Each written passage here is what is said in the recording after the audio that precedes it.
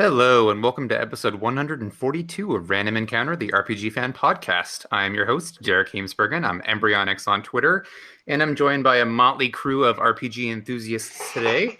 First of all, we've got our lovely reviews editor, Alana, Impossible is Just a Word, Higgs. Impossible is just a word. Hi, everyone. Alana Higgs on Twitter. And we are also joined by Peter, the penultimate Jedi, Treasenberg. I'm Peter Treasenberg. I have Fury on Twitter. The second to last Jedi, confirmed. Yeah, that's you. We've also got Robert Space Trash Fenner. I'm here. I'm queer, and my gender is now mango beer. Hello, Miss Angela Bob on Twitter. All right. I couldn't have cultivated a better intro if I had planned for that.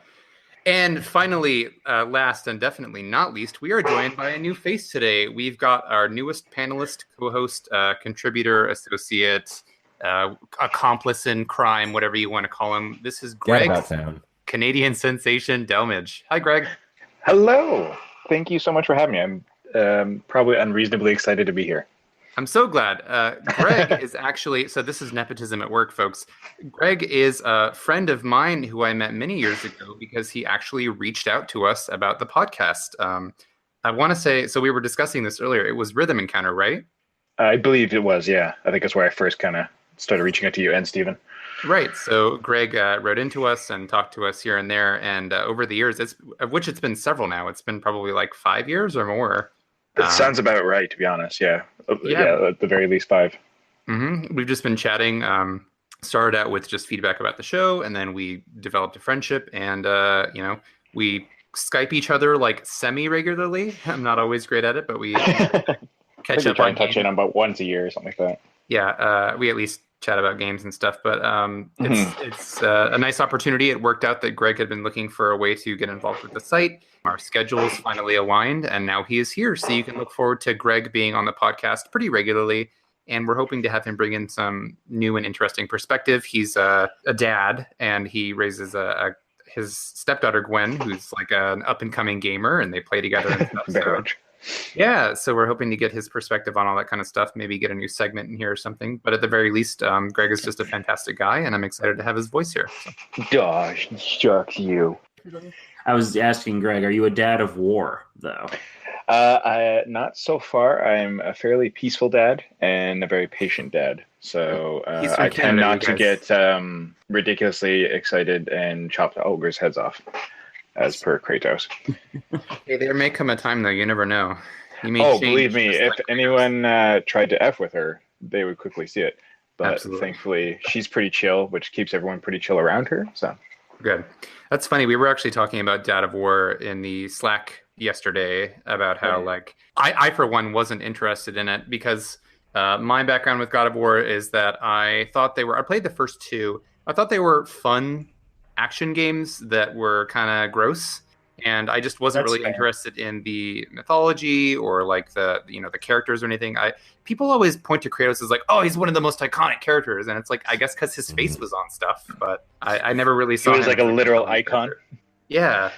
So everybody's talking about Dad of War, but next week we've got the Grandpa of Dojima coming out as well in Yakuza 6. It's true. Yeah, the Grandpa Dragon, right, of Dojima, or is that somebody else? I think so. Yeah, that sounds right. Kiryu-san. But so God of War, I wasn't really that interested in the new one. I just kind of wrote it off as a thing. But much like with my example that I go back to is Resident Evil, I loved Resident Evil 1 and 2, just didn't really mess with 3 that much, but it was fine. When 4 came out, I thought it wasn't going to be my thing because I wasn't, and still remain not that into shooters. But a friend played it in front of me, and I was like, oh my god, I'm totally hooked on this. So I went on to love and play the crap out of Resident Evil 4. So this kind of feels like the same thing because God of War's review embargo just lifted yesterday, and the praise is outrageous. Yeah, it's more than just like it's good. It's like this is a defining experience for human beings. It is gushing. Yeah, I know that was I think Easy Allies even said like this is a new benchmark for the gaming industry and should be experienced by every human. Isn't that what everybody said about BioShock Infinite for the first month? Definitely was. I'm skeptical about these kind of games. I'm a little skeptical myself. Me too. I am too. I think I'm gonna actually play this one though, because I went from zero interest to like, okay, if it is a unanimous consensus that it's good, I'm sure I can at least wring something out of it, even if it's not. Yeah, I think it looks really fun. Like, I was catching up some of the gameplay they released, and I think it looks like a really interesting departure for the series gameplay wise, which is good because I think they kind of reached their peak with that formula. And I remember when they announced this game, we were all kind of like dreading, like, oh, they're going to announce God of War 4. And then we went from that to being like, oh, this looks different. But when I hear people saying that somehow like they recontextualize Kratos as a character and they contextualize the violence, they make him more sympathetic, I'm like, really? He kind of blew up the planet in God of War 3. Right, yeah. And I think though that is the sort of theme that I need as the type of player I am, I guess the type of person I am, to connect with a story like this, because Rob Steinman was saying that he's really interested in this sort of new wave of like the dad game. And right. I can appreciate that as something new and different. And it's also, I mean, it's not really different anymore. It's sort of becoming a thing. I can appreciate that as something that appeals to this player base. The people who were playing God of War 15 years ago on the PS2 are now playing this new God of War, and it's like they've moved on in their lives from sort of like the angry teenager into possibly a father. Maybe that's not something that I can relate to personally, but certainly other people, including at least one person on this podcast, can relate to the idea of like being a dad and wanting to guide somebody through the world. So, but trying to put in subtle hints that perhaps people should be more responsible. Possibly, yeah. So that's the kind of hook that I need to be able to maintain an interest in this game, or like to connect with it on any level. Because if it was just more, like gore-fest violence, then that's something that I was like barely able to stomach at the time, and now I'm just like, ugh, I'm over it. Like, I'm not. There are other things that I could be playing. I mean, for sure. I was reading an interview today, actually, with it was an interview between Merritt K and Robert Yang, the queer game designer. Oh, that guy. Yeah, for Stick Mel Shift magazine. That's right, Stick Shift, Cobra Club, and he was talking. He raised the very salient point that masculinity in games has gone from like juvenile ultra-violence to like being a cool dad and protecting the child, and like what is the in between, and that's given me some pause. I think that's reasonable. Something there. Yeah.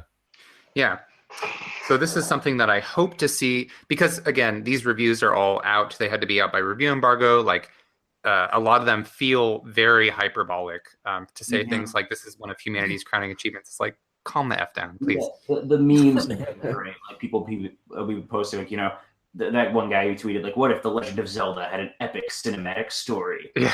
The answer is Demi-Kids, light and dark version. Hey, Demi-Kids was okay. Demi-Kids was pretty okay, yeah. Don't knock Demi-Kids. No, I know it's no Rond, but No. Speaking of which, I just saw that there was like a new fan translation out for there was like Tengai Makyo, and then Last Bible 2, I think, just got a fan translation, which is one of the Shin Megami. Okay, maybe it was maybe it was 3. Is there a third? I have no idea. Oh my god, is 3 out? There was something about Last Bible something getting a fan trans. I'm obviously very up on my news here, okay? I'm like a journalist or whatever, so. Oh my goodness, it's out! Last Bible 3 is out. Oh, I can finally write something about it. Okay, good. Sorry. I'm glad that I was able to do that. Yeah, so for God of War specifically, I think this is one where the initial praise, because, I mean, it's obviously a pretty important game. It's making a lot of people talk. So at the very least, I'm hoping to see some more nuanced reflection, maybe a little bit down the line. Kind of like, when we saw Breath of the Wild got a lot of very hyperbolic praise in the beginning. And I still love the game. And in fact, Peter's been playing it a ton, right, Peter? Oh, yeah, recently? Yeah. I've been playing it for the first time, and the charms haven't worn off yet. Yeah, it's so good. It's just one of those things where it's like, it can be hard to take a step back and assess it, for its faults or whatever. And I'm not just saying to explicitly look at it from a negative angle, but it can be hard to assess that when you're in the middle of all of that hype and enthusiasm. So yeah, exactly. The excitement for a new thing can definitely take a person and run away with them, and we tend to get wrapped up in that hyperbole. What was it? Neil deGrasse Tyson was tweeted yesterday saying, back in my day, the word awesome was used for things like people landing on the moon, not for TV shows. And it is very much. Neil deGrasse Tyson wants you to get off his lawn. It's very much a pretentious statement, but at the same time, it does speak to our generation. Very much likes to say we love and everything is awesome and that whole mindset. So it's trying to find new synonyms, I guess, or ways to enunciate what you feel.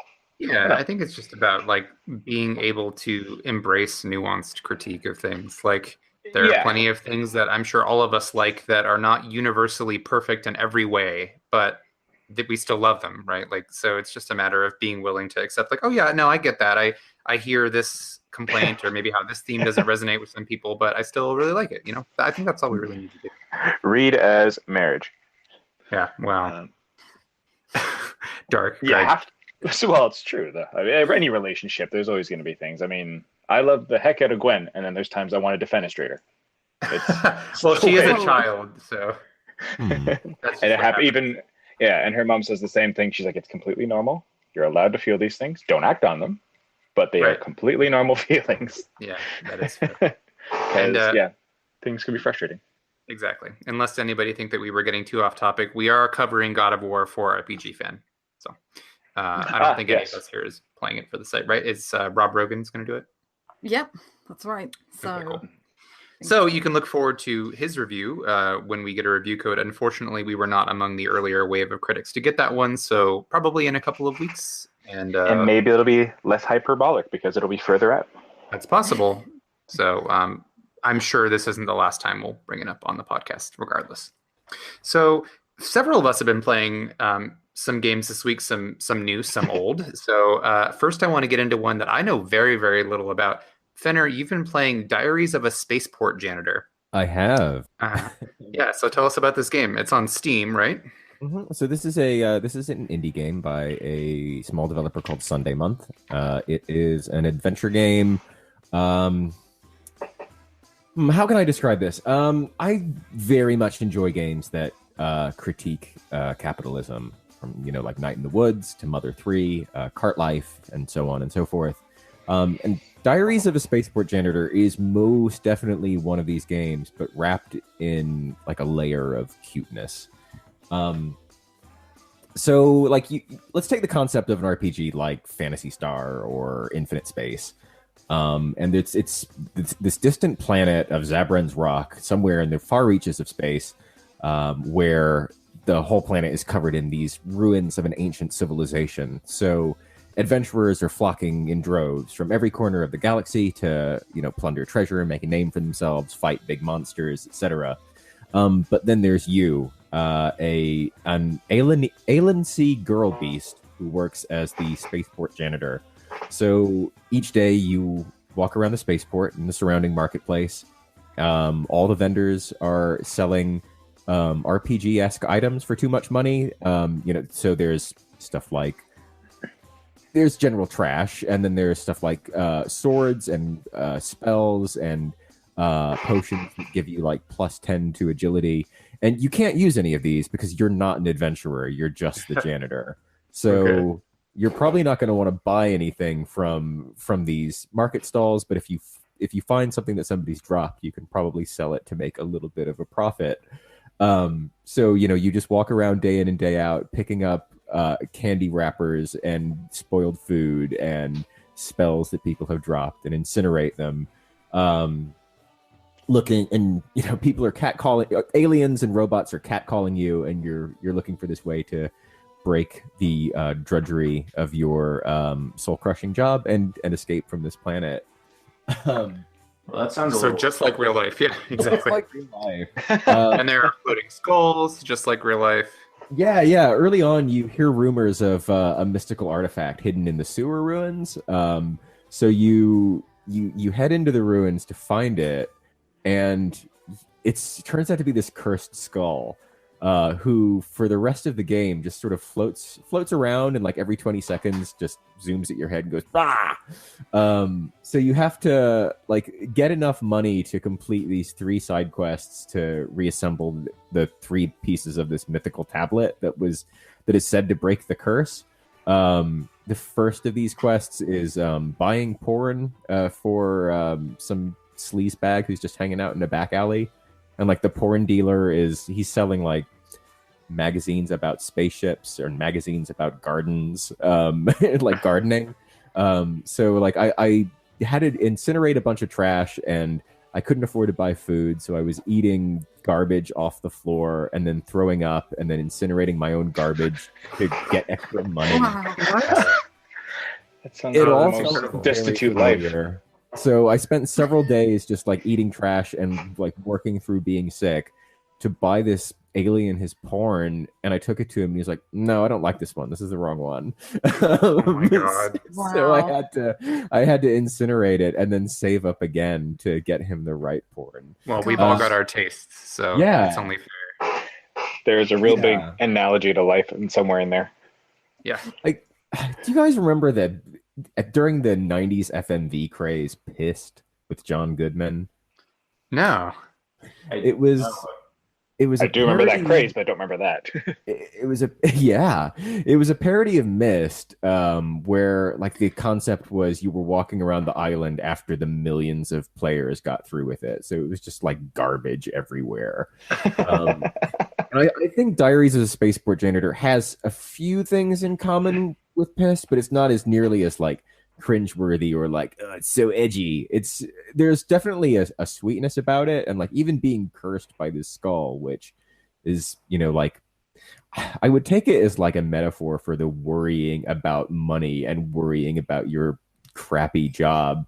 But there's something like almost comforting about it, and I think that's probably antithetical to the point, because it is, you know, this game is just about like resigning yourself to a life of drudgery. But what I like so much about this is just the general look of it. It looks like it's this low polygon town, and it looks a little bit like a town that you would see in a game like Xenogears or Grandia. Segue. And I love those mid 90s PS1 RPG towns, and it's the kind of environment that I kind of want to lose myself in and explore. And you know, that's basically what you're doing here, even though you're just the janitor. It's got Yeah, has that they're- look. The choppy, chunky polygons and Yeah. the like kind of neon, you know, obviously futuresque, and it kind of, well, I hate to always Mega say Man that- Legends. Yes, Mega Man Legends. Oh my Yeah. God. I was gonna say I hate to always do that. I'm gonna compare it to X thing, but it really, that's what it does for me. Except the characters are kind of 2D sprites, right, that move around. That's or do they right, have full yeah. 3D models? No, it's just 2D sprites. Okay, cool. Yeah, the You know, it sprites also look. reminds me of the chiptune music band that does more than chiptune now, Anamanaguchi. They released a weird, I don't know what it was like a game where you explored this weird little 3D environment that they made, and then you would find CDs. Were they CDs or I think maybe tapes, cassettes? I can't remember. That you would put in this little radio, and you could listen to the music, and it was new music that they had composed, but it was like a weird way of accessing it. Yeah, like those like the 90s games like The Resident's Bad Day on the Midway, or I think Devo did one as well. That was a big thing for a while. Like bands putting out albums in that format. Yeah, so they Cool. called I'll have back to check this out. kitschy and weird. I forget what it's called. I'm gonna have to look it up, but Yeah. for a while that was like the only way to get it, and I think people have since ripped it, and you can probably find it without having to play the game. But the game is like part of the charm. It's super weird. They did for sure. they did the Scott Pilgrim soundtrack, didn't they? Off topic, but Yeah, the game. They did the Scott Pilgrim nice. beat 'em up game soundtrack. Yes.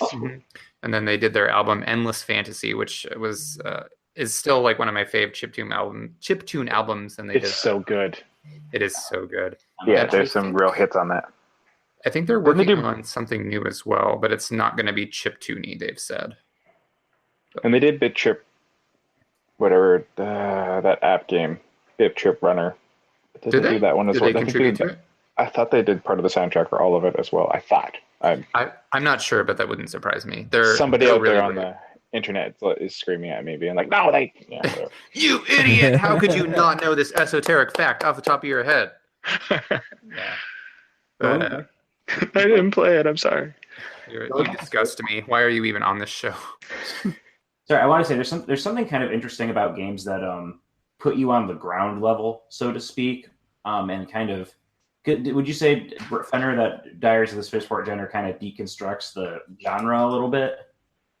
It's definitely well, I mean, it's a pretty standard adventure game, but it's definitely a parody of, what you think of as the sprawling RPG town. I mentioned like you pick up these, you can either pick up these weapons that characters have dropped, or go to a stall and see what they have for sale, and it'll be a very RPG option. Like this is a powerful sword made of aluminum.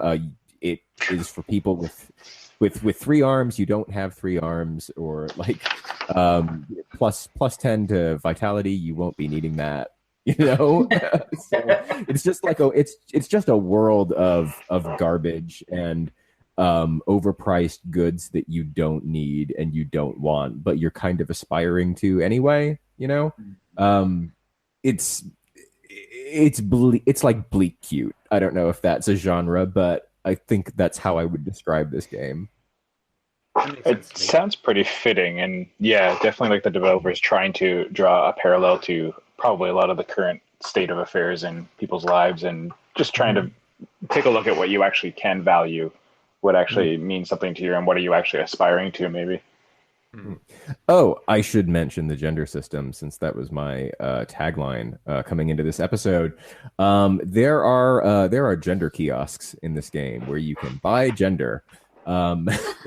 And every so often, you start feeling uncomfortable in your gender and itchy, and this has the side effect of making text on screen temporarily unreadable.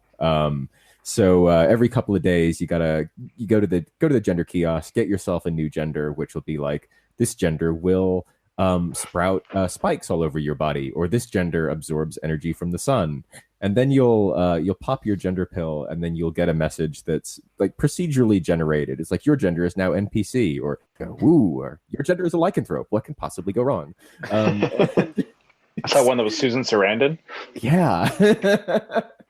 It's I believe they're I believe some of the members of the development team are trans, and doing kind of like a cute, cheeky aside to dealing with drudgery and also having to pay to feel more at home in your own body. Yeah. Yeah. That's Yeah, pretty that powerful, actually. That is And a fascinating point to with make, the- especially with- something like Namek. with not being able to concentrate, with the zillion genders on display. I mean, it's so easy to make the knee-jerk reactionary joke of like, oh, your gender is now an attack helicopter or whatever. But I think it's more earnest than that, and more like, yeah, you're whatever the hell you want to be today. It's good. It's really good. And it's only $10. It is. Yes, Yay. I Yeah. highly $11 recommend. Canadian. Okay, well, we don't care about your devil money on this podcast. Great. So I haven't. We're on the finished- rise. We're climbing. I have assembled 2 of the 3 tablets, and I'm still playing daily because just fitting in an in-game day over like a 10-minute period is a pretty satisfying little loop, and the soundtrack is really good as well. So I think it's pretty sure it's probably I put in maybe about 5 hours. It's probably like a 6 or 7 hour game, but I highly recommend it. It's really touched my cold black heart. Oh. It's weird and kind of trippy and seems earnest and fun. So I'm intrigued. I would love to. Well, games that aren't really setting our worlds on fire collectively. Alana has been playing the sequel to a game that came out. God, it was a PS3 game. And again, I'm a great journalist. I don't remember the year that it came out. Early 2010s or so. It was a Yeah, game about 2013 or 14, I believe. Yeah, something like that. And it was a Yeah. game about a witch with a bunch of minions, and she was a really unlikable character. And now NIS America, or I guess who's the developer, just NIS, is revisiting the franchise. Yeah, Nippon and Nisa. So yeah. And it's Witch and the 100 Knight 2. Yeah. So how much have you been enjoying that, Alana? Oh, tons. Not Bucket very loads. much. Yeah, so much. But I missed the first game, and I think a lot of us. I don't know. None of you have played it. I'm assuming the first game, or No, No, it not at looked all. bad. no. Well, with the way Derek lobbed that in, it's a very glowing review. Yeah. So yeah, The Witch and the 100 Night, the original, from the research that I've done, wasn't particularly well received. It was really buggy. As Derek said, there's a bunch of unlikable characters. They're all very tropey, and the sequel doesn't have any of the bugs, but it basically takes everything else from the first game and somehow seems to make it. Some of it's a little bit better, and some of it's a lot worse, basically. So, So it's sorry. So it's an NIS game. It's an NIS game, basically, yeah. Or, yeah. Depends if you like Disgaea, really. Disgaea's probably their only passable thing, but even that's getting a bit tired with its extortionate character number and extreme character tropes. So, yeah. So, The Witch and the 100 Night 2, you don't have to play the first game, fortunately, in air quotes, let's say. It's not related. It takes place hundreds of years afterwards, but there is no direct link apart from this 100 Night character, which is a doll, and it's a legendary character that's passed on through stories and such, and he saves people and he kills other people and so on and so forth. But the game follows a girl called Amelie, and her sister has been infected by witch's disease, and that means that she gets an eye on her forehead, and after a period of time, if that eye opens, then the girl turns into a witch and destroys whatever's in the near radius or infects other people with just disease. What's the downside? Exactly. How is this a curse? I mean, this is the thing. Witches are cool, right? But, yeah, so... The obvious joke's a curse. She has the disease. Which disease? Which disease? Oh Which disease? Wow. Which disease? Wow. This is what you signed up for. It's not too late to kick me off. Mm. No, you're welcome here. Carry on. Sorry, Alana. No, it's fine. That was a good one. But why are you here?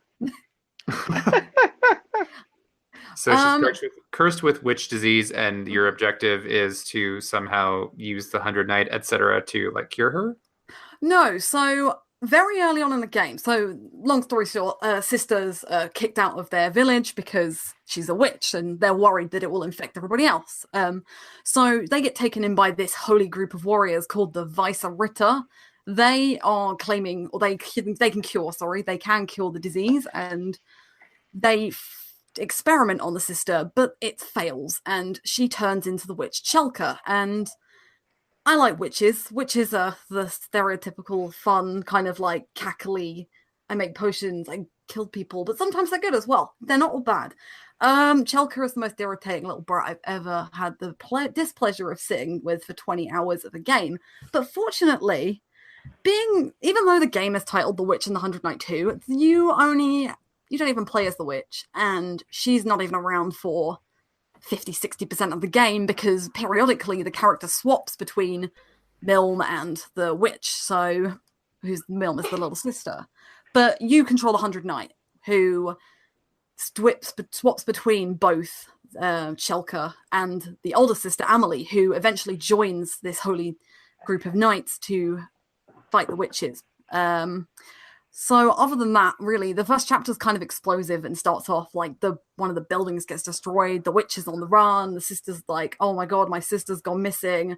And 100 Night is kind of cute, like he squeaks, and you do have choices, so you can agree or disagree with the witch or whoever you're with at the time. They don't seem to have too much bearing outside of the end of the game.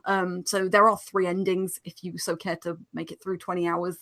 But yeah, it just goes very downhill very quickly. So Amelie is probably the most bearable character. She is, I say bearable, but she's very typically I don't want to say typically weak, but she tries to be strong. And unfortunately, the game doesn't give her an opportunity to be strong or do anything for herself, because the 100 Night decides to go out with her and help her instead of the witch. And she is constantly calling on him. She'll run into a huge monster and she will walk up to it, get smacked, and just go, oh, 100 Night, please do everything. Please do it. And it's like, really, you have some kind of space to do things. Like, she's actually okay because she has this strong relationship with her sister. And the relationship between her and the witch is quite interesting because she's trying to save her sister. She sees her sister in the witch, and she's just trying to do everything she can. But unfortunately, the game likes to shaft her and put her to one side and say, it's okay, the woman can't do anything. And that is very frustrating because aside from her being slightly tropey anyway, but you can give her some kind of agency to do her own thing. So that leaves the rest of the cast who they're a lot more independent, but unfortunately they are even more irritating. So the soldiers for the Vice Ritter are all special snowflakes, and especially as someone I draw attention to in one of the pictures on my review, which will be up in a couple of weeks' time, is Lisa, and she is the chief medic, basically. But her design is absolutely ridiculous, and her weapon is like a tail, but she doesn't have any legs, like her trousers. She has no pants, no nothing. And it's just one sheet of cloth and a nurse's outfit, basically.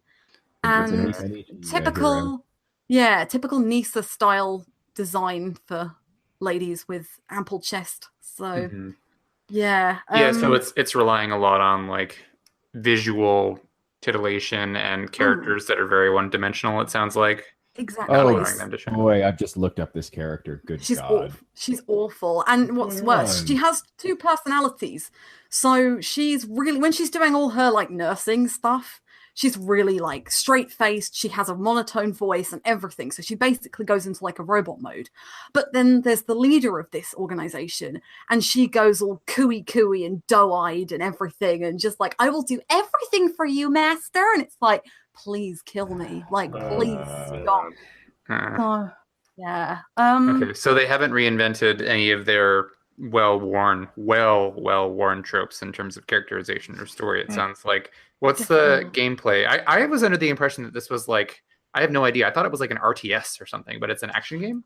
Yeah, so it's an action game, and it borrows a little bit from Nisa. When Mike Sabato went to the press event, they didn't really market it as a roguelike, but it does take some ideas from roguelikes. So there's things like you get lots of loot all the time. There's a limited inventory space. You have time limits on how long you can be out and things like that. And then it's got procedurally generated dungeons, which are not common for roguelikes, but there are certain RPGs like Persona, obviously older Persona games, and Dark Cloud, to go back as far as 2001, have procedurally generated dungeons. They can work if you make the environments really interesting, but The Witch and the Hundred Knight 2 sees you going around basically one giant map, and this map varies between 3 different landscapes, but you probably spend about 50, 60, 70% maybe in a forest, and sometimes it'll be poisonous, so it'll be slightly purple, and sometimes it'll be snowy and slightly white. And all the screenshots I saw of that first game were just of a poisonous forest. Yeah, exactly. So it's exactly the same. The difference is the first game doesn't have procedurally generated dungeons. It's actually unique environments. So you'll spend a lot of time running around in this one, and you'll go through one screen and it'll be like, oh, you can go left and right, and then there'll be enemies above the lake, or there'll be enemies on an island in the middle of a lake. And then you could maybe go for another screen 4 screens later, and not only will the area look the same, but the enemy placement is exactly the same. So you will know where every single item and chest and enemy is, basically. And Dot hack syndrome. Yeah, exactly. Dot hack GPU does the same thing. You reviewed that, didn't you, Peter? You're giving me flashbacks, Derek. Right? How in like you go through these randomly generated dungeons or procedurally generated, whatever, and you'd encounter the same group of enemies, like the same, there'd be like 2 big hulking guys and a little flying thing. They'd be in the same spot in the room. The encounter would start with the same AI. Like, oh my gosh. And it'll be the same items, and it'll be the same 1 or 2 dungeon layouts with the exact same music, and you're gonna do that 1,000 times. Cool. So at least they'll have some kind of a story. Yeah. Yeah, at least Dot Hack story is like overall pretty decent, but built better. It's got an interesting concept to back itself up, which it doesn't sound like The Witch and the Hundred Knight has beyond, unless you're really into the fan service. Yeah. I know they're out there. I don't judge. So there's just one nurse. So there is just one nurse, but because I'm looking at these characters and they're all dressed like nurses. Exactly. So all of the yeah. So there is a nurse unit, and then there's like this warrior unit, which is what Amelie decides what she wants to be a part of. So yeah, all the outfits are basically white dresses or white jumpsuits or white boiler suits, and a little hat with a little cross on it. Like, you're not nurses. You're curing things, but you're not nurses. But it's just really fetishy. But gameplay is. Oh my god. Going into gameplay specifically, it's not too bad. It's just repetitive. So The first game had some real kind of problems in terms of the where you have a limited inventory. You had in the first game, you were given stomach stones occasionally, so you'd pick up items and you'd get something called a stomach stone, and that would basically take up a slot of your inventory, and you can only carry like 5 items. It grows over how many levels you are and whatever. But in this game, it removes it, so you don't have so much inventory management problems, but you get so much, and you can fuse it all at the end of each exploration period you've taken or whatever, and you just get so much, and it's so overwhelming. Like, this is not, the menu interface is not friendly at all. Like, it's just clicking through buttons and shuffling through things. Like, you will probably pick up about 70 or 80 items sometimes a run, or within 10 minutes you'll probably have a full inventory. I found it more difficult to manage my inventory the bigger my inventory was, because you just get so much crap, for better word, lack of a better word. And yeah, so you have to manage it less, but it's still full of the same garbage, and there's more of it to deal with at a time, so it's overwhelming. Yeah, so there's like a really simple synthesis system as well. I'm talking about everything but the combat at the moment. But again, every weapon has like 2 different ranks, so you can either have common, rare, epic, and legendary, but then those weapons are sub-ranked as well, so you get like rank 1, 2, 3, 4, and so on, and it's like, what's better? Do I just carry on upgrading the legendary weapon? So if you have a legendary weapon, you can fuse it up to level 99, whereas if you have a rare, you can only fuse it up to 50. Or do I like chuck everything on the new weapon that's rank 4 but only common? And it just gets so much to deal with, and it's really easy to get really overpowered. And it's one of those games where enemy level doesn't really matter. It's more often size. So you can fight level 15s when you're level 10, as long as they're not 5 times as big as you. So it does suffer from that. That's bizarre. Yeah, I mean, it's a little bit like Xenoblade, I suppose, because you can easily kill some level 15 horses when you're like level 15, but if you go to a level 15 ape when you're level 10, then no, do not go near that territorial rock bar. Do not do it. Oh yeah, he will stomp you into the ground like a fine paste. Definitely. Combat is pretty fun though. It's pretty simple. It's a little bit fiddly at times, so you just press 1 button to attack, but you can equip 5 different weapons at the same time. So you can have, say, a sword as your first attack, then you might want a spear as your second attack, and a staff as your third, however you want. And you can have up to 5, and you can do 5 hits. But usually you have to swap them around quite a lot, because certain enemies are weak to swords, but certain enemies won't get damaged by swords, so you'll have to put a hammer on the first attack to ensure you get through everything as quick as possible. And it's just pressing 1 button the whole time, and it's just boring and dull, and it's okay for 5 minutes, but not for 20 hours, I think. That's probably a good summary. It's dodging as well. I don't remember if this was in the first game, or I don't know, but there's something called mystical dodge, which, Bayonetta got there first with Witch Time, but we'll skip that. And it's so precise. So enemies, you can dodge and they'll slow down time, and then you get more hits, basically, but you have to literally be on the ball. And for a game where you are on top of everything, where you're like Diablo style kind of visual, like where your camera is, you can't do that. You cannot time it perfectly, especially for bosses, which are everything from a piece of cake to absolutely agonizingly frustrating. So there's no middle ground with the bosses. And yeah, it was an interesting 23 hours, I'll say. I mean, I didn't mind it too much at times. Like, whenever the problem is the wait between, like, the difference between the cutscene and the gameplay. So I'd say cutscene wise, this is like very visual novel. There's hardly any 3D cutscenes at all, and even the ones that are, I would say, I don't like saying they're like PS3 graphics, but the textures aren't quite good enough for a PS4 game, and faces are flat, things like that, and it's just like, why? Like, I don't know, it just feels like everything ties up to me to be like it's a cheap sequel. Like, this game was quite popular. We managed to improve it with a HD port to the PS4, which they did manage to improve, but we won't do anything different apart from maybe tidy up a couple of things and make all the characters worse. So, yeah. So probably not the best use of time, given all the other games that we have to play right now. given all of the backlog games that I have, yeah. But Nippon I Ichi mean, love making these visual novel hybrids, but like it really seems like action-oriented gameplay is just not their strong suit.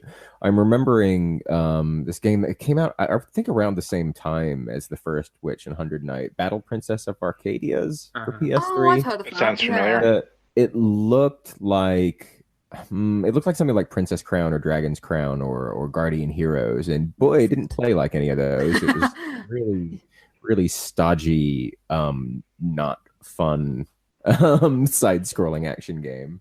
Yeah, that's the thing. I think we've had so many good like action-orientated RPGs and stuff. So I was thinking all this wanted me to do, all this made me want to go and do, is go and play an Ys game, which is kind of similar in the not visual style, but the way that you look down on Adol.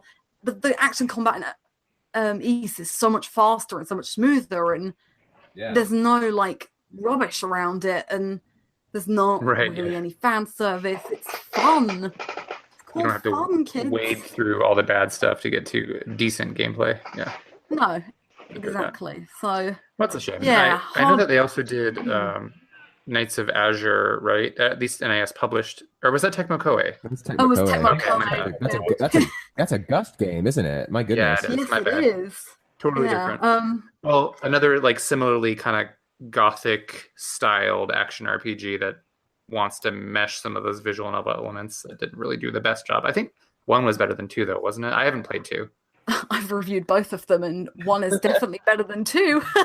But it's quite funny that you brought that up, because I did think about Knights of Azure 2 specifically when I was playing this, because I thought I sort of went in with kind of muted expectations anyway, because by the time I grabbed the code, some reviews were out, and I'd caught some, and I just thought, well, I'd seen the like reception to the first game and was already a little bit like cautious. And when I started playing, Knights of Azure 2 immediately came to mind, because it has got that same kind of action combat. It's not as fast as Azure, Knights of Azure, but yeah, it's definitely, it's just the fan service. Like Knights of Azure 2 had some, but I can't deal with whiny, whingy characters for like 20 hours, and that's what I got with this. I mean, that's what I was just saying last episode about Atelier Lady Suel. Like, I was going to say, does Derek have a game for you? Yeah. Oh, yeah. I have not played an Atelier game since the PS3 trilogy, and I am quite glad I've skipped the recent ones. But yeah, it does seem like Gust and Koei Tecmo and Nippon Ichi are just kind of, I don't know, they found their niche, but they'll just go with it and they won't bother improving it. So that's how it feels. And there's no aspiration to do anything better than what they currently do, which is disheartening, because I know Gust is better than this, and I do know that Nippon Ichi and Nisa are better than this, because Disgaea was really good for a while, and it's not my kind of thing, but I know we have some big fans of the series on the site, and I know what they're capable of. So this is not what they should be doing, really. That's a shame. Well, there's always literally everything else. Exactly. Well, I'm sorry to hear about your experience with that, but so I wouldn't say that I've been necessarily disenfranchised with a lot of stuff I've been playing recently. In fact, I've been playing a lot of really good games recently, but a couple of especially bad ones lately. So something that I've been dipping into more and more, it's been my before bed game for the last couple of months, and over that period I've only gotten about a good 8, maybe 9 hours in it, is Grandia, the first one. Hey. I've been playing it on my Vita, as I tend to forget the Vita is an excellent machine for playing PS1 games. That screen just pops with color. It's amazing. I do wish that there was a way to like make it natively widescreen with the same aspect ratio. Well, not aspect ratio, but like the same pixel clarity, like how in the 3DS you can.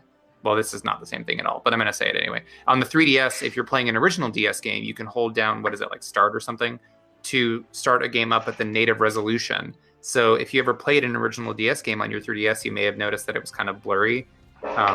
So the Vita does that with its emulated games, where like if you're playing at the largest size that fits the screen, it's going to be a little bit blurry. So I like to play it at the original aspect ratio. That being said, I guess I'm just saying, like, I wish they remade this. not totally redid the graphical style, but like made it fit a widescreen format, kind of like how Trails in the Sky on PC went from fitting like the original 4:3 resolution to widescreen. Does that make sense? Right. So yeah. I just want to be able to see more of it. So anyway, the original Grandia, it holds up, guys. I'm really glad to say so. It features a lot of that, like the writing is very much of its era, and I actually don't think that like from a mechanical perspective, well, like mechanics of grammar, I guess I'm trying to say, the writing isn't always like crisp, clear, or correct. There are some kind of awkward, fumbly ways that characters word things all the time in this game, but like it comes across fine nonetheless, because I think one of Grandia's greatest strengths has always been its inherent charisma. Like it's got heart for days. And those dance scenes, great. Yes, I love those. They bring so much intimacy to the relationships between the characters, and it gives you a little peek of a world that's like a fully rounded world where people have to do things like eat dinner, and it shows the characters stopping to take a breather and discuss what's going on in the story, and reminds me a little bit like of a Tales skit where they're discussing non-vital things, but it still enriches them as characters. So God, Grandia is it's still so good. I'm really happy with how it's held up graphically. I still think it looks wonderful. Like Fenner was saying, it's got those sort of chunky 3D areas that are like almost stylistically still viable. I don't really know I've how to got such describe a soft spot for that style.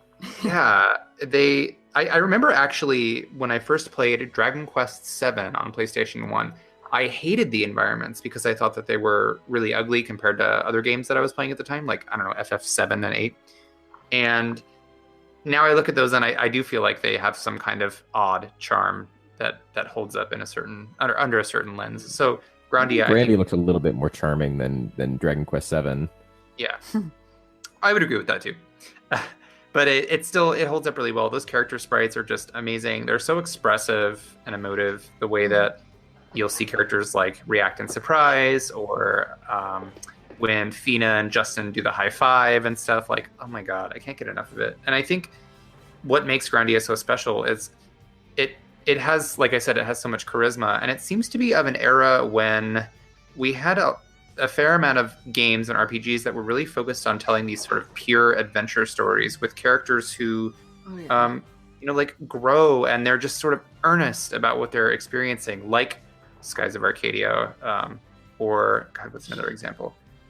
I'm trying to think of games in the era that did this kind of thing. I mean, like Trails in the Sky is the one that I keep coming back to, where you have these characters that have these really believable interactions, and you watch them, and they're going on this journey, and it's not like every 5 seconds you need to have somebody jump in and be like, tee-hee, but what about my boobs? It's just, and it's not just the fan service thing, but it's like there's this consistent and coherent and cohesive narrative and characterization of all the people in the story. And there are wacky comic relief characters in Grandia. Like early on, there is the guy, oh my god, I already forgot his name because he's such a bozo. He's the guy who's like the leader of the Adventurer Society. He inherited it from he inherited it from his grandpa, Gauss. Okay. So he's in the new world when you get to Alencia. Oh yeah.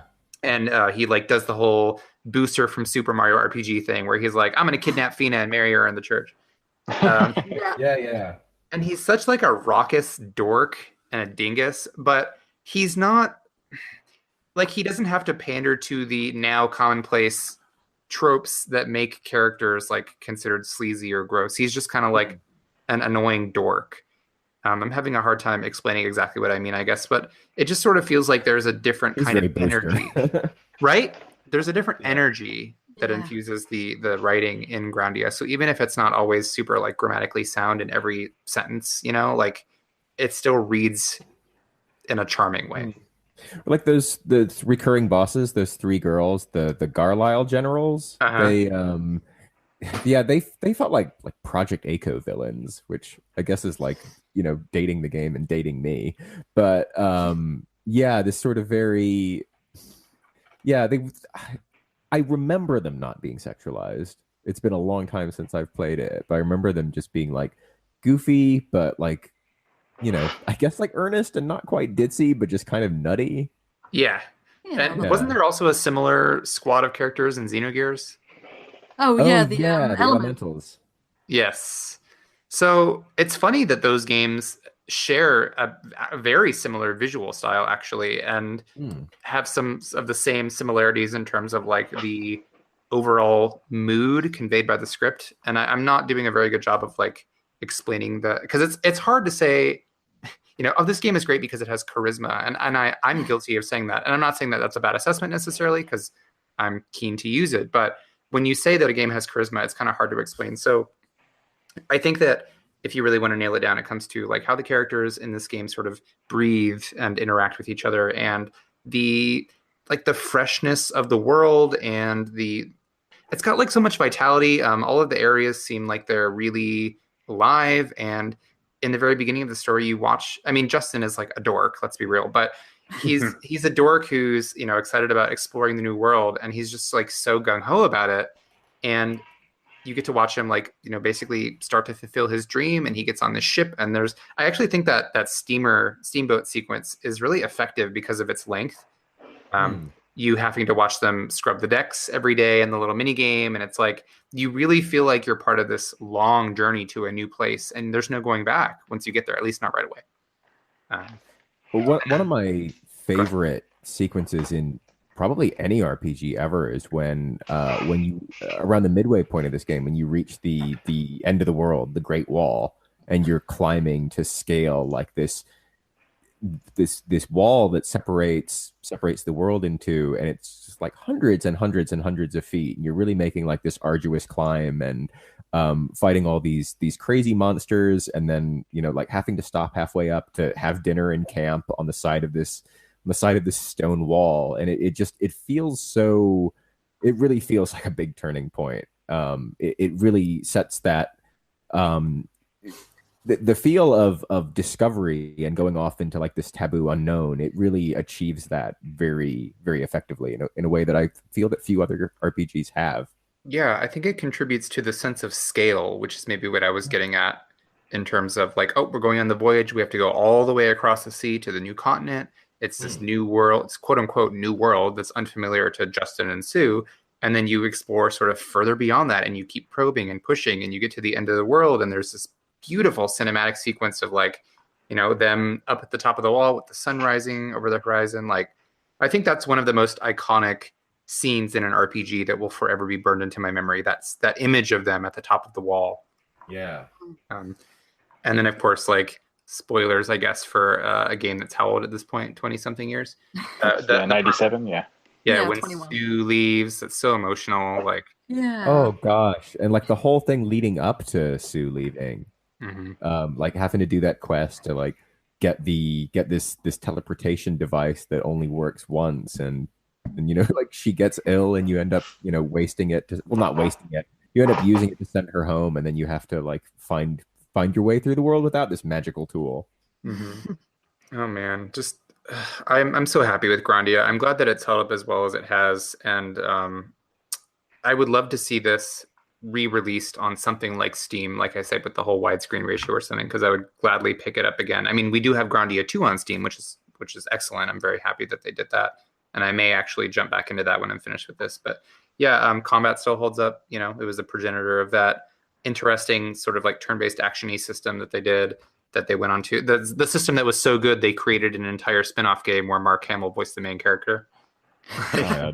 Forgot about that. Oh, Grandia Extreme. Good combat, not so good everything else. But I think a good word to describe Grandia is whimsical and innocent. Like it's so pure. Like you said, it's sheer, just one 14-year-old boy decides he's going to go out on an adventure because his dad did it. Whereas, is he going to find him, or is he just going to find? It's been a few years since I've played it. It's both. His dad did it, so he like wants to know if his dad is still out there, and then he's just going on the adventure because that's what he feels like. He has adventurer's blood, so like that's what he wants to do. Yeah, exactly. And things happen as he goes along. So he's just going on this big grand adventure, and then he realizes his dad is actually trying to find some kind of secret that will save the world. Someone correct me if I'm wrong, but I don't remember. But he gets embroiled in, obviously, the 3 girls, and Emperor Garlisle, whatever his name is, and he gets embroiled in this big tussle. But like everything happens, and he just kind of takes it in his stride, and he grows. And Sue spends a lot of the early game crying and things like that, but she's quite bossy as well, and she develops. So, like you've said, when she goes, it's kind of like the big, oh god, like Justin's only got Fina, who he met along the way, and they have grown really close. But Sue is quite a big part of Justin's character, and when he goes, he feels like he really has to step up because obviously, I mean, he obviously likes Fina and he wants to impress her, but she's this big grand adventurer who's done really cool things and is a really cool character. But yeah, I think you like charisma is right, and so is like whimsical and everything. But Grandia just puts a big smile on my face, and I think that's the only way I can describe it. Because at the same time, there was this trend of like, I think I've used this comparison a couple of times, like darker, mature storylines. And it's not to say that Grandia's is not mature, because Justin goes through a really nice character development arc, and he does grow up into this kind of adventurer and saves the world, spoilers, but it's like there's just something so nice about playing a game that makes you feel like Justin and feel like a kid going outside for the first time and going out to a new country or finding something and you don't think anybody else has found it before. And it just, I'd played 2 before 1, so going back to 1, but like the first time I played it was 3 years ago, I was really surprised to see how tonally different it was. And I would probably say 1's maybe held up a little bit better than 2, because 2's a little cheesy anime. This is not so much. This one's definitely got some kind of heart in it. I mean, I love Grandia 2 a lot anyway, but yeah, 1's kind of got the Studio Ghibli vibe going for it. Definitely. I think the way that how you were talking about that, it's just it's got a lot of charisma, Derek. I think like it's charming without feeling like it's especially trying too hard, and like it's not really doing anything new in the grand scheme of things, but you know, doing that sort of nitty gritty. Okay, here's a very traditional quest, but we're going to get very granular, and yeah, it you know, it's charismatic in the same way that Trails in the Sky is, as you said. And yeah, Alana, I would agree that, you know, talking about games trying to be darker and edgier, I think like Grandia 2 might be one of those games to a degree. I mean, it's pretty silly, but it's also like, you know, Ryudo being this angst boy character. You know? Metal Gear Solid and Pokemon reuniting to save the world. Leonardo himself, Cam Clark. Oh yeah. Oh, you know, it's funny that you mentioned a thing that I wanted to bring up, because you were talking about the charisma once again and like the more lighthearted vibe. Is I love that Grandia has so much dialogue in NPCs where the characters in your party talk back. Yeah. It's not just like you go up to somebody and they're like, you know, welcome to Corneria. They say like, welcome to Corneria. Have you sampled our super spicy curry? And then Justin's like, spicy curry? I bet an adventurer could handle that. And Sue's like, no, Justin, you're such a whiny baby. Last time you had spicy curry. You know what I mean? Like every time it happens. Sorry, go ahead. That is totally a trademark of the late Takeshi Miyagi, because the Lunar games were very much like that as well. Yeah. And I think that contributes to so much depth of character, because it's not just that you're playing as these people who only conveniently have stuff to say about the important issues and the, you know, scenes the game deems important enough to be like cutscenes. It's that they're reacting to everything around them constantly. And also this game has like 3 text boxes or, you know, 3 different continuations of the dialogue per NPC you talk to, and it changes after major events, just like Trails in the Sky. So I think if I like, that's one of my RPG kinks. Like, oh yeah, you have NPCs that have reactive dialogue. Oh yeah, hook me up. I love it when games do that, because agreed. There's so many NPCs in games where you just talk to them and they say like something inane, and it's like, well, I just wasted a button press talking to you. Thanks for that. So yeah, I get frustrated. That's something that I come down on pretty hard when I'm, you know, critiquing games, is when they have maybe like an interesting world setup, but they don't have anything compelling happening in the world. Like, I'm going to be a jerk and just bring it up because it's a convenient example, as Atelier, Lydia, and Suel, Atelier, whatever. You know, like I said, you can go into these paintings. The whole like main conceit of the game is, oh, the twins can enter mysterious paintings that are these other worlds and stuff. Cool, that's fine. I like the idea of entering a painting because that gives you space to play with an environment that's like not possible in the quote unquote real world, even though it's an RPG. Like they could have it be so outlandish and so different. And it's like, all right, I would love to explore that. But those areas generally in the game are pretty bland and uninspired, and they're not populated by anything compelling. Like there are no characters. Right. There's a couple of characters here and there who appear in them. Like there's a pirate guy and one of them a skeleton, and like a little girl who lives in the volcano area. But they're not that interesting, and it's not like there's these entire vibrant civilizations and cultures living within each painting where I can talk to somebody and get a feel for what life would be like in this biome or whatever. You know what I mean? Like, and same with just a coat of paint. Yeah, the towns, like the main town in Lydia and Suel is just like a seaside town, and NPCs say nothing of import whatsoever. Like, oh, I went shopping today.